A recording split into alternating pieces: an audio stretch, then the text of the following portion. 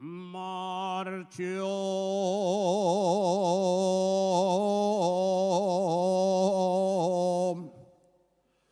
pa'l puerto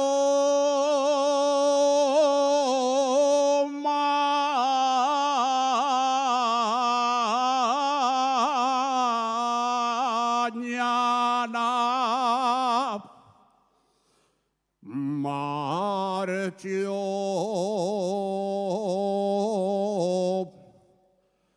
pa'l puerto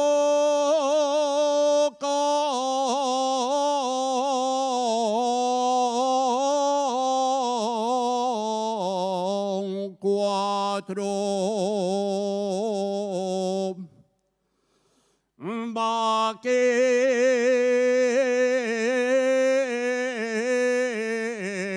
y el perro.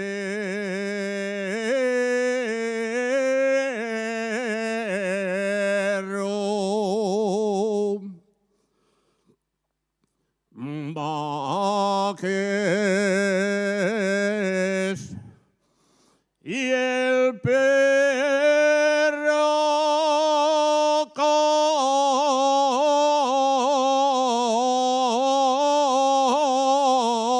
la montera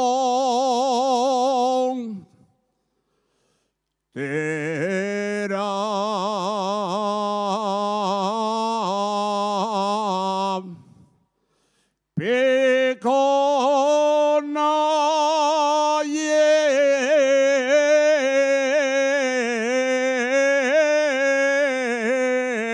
el palo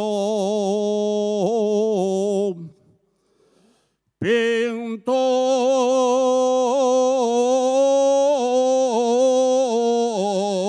de acebo.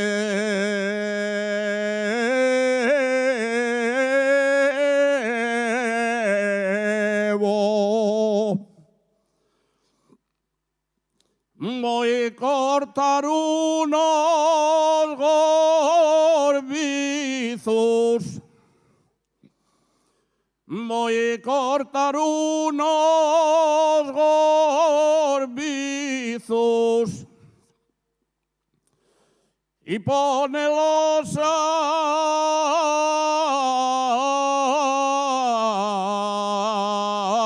secar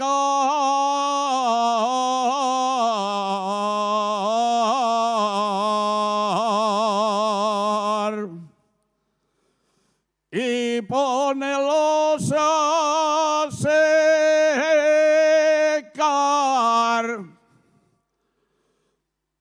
Tengo la cámara dura y no puedo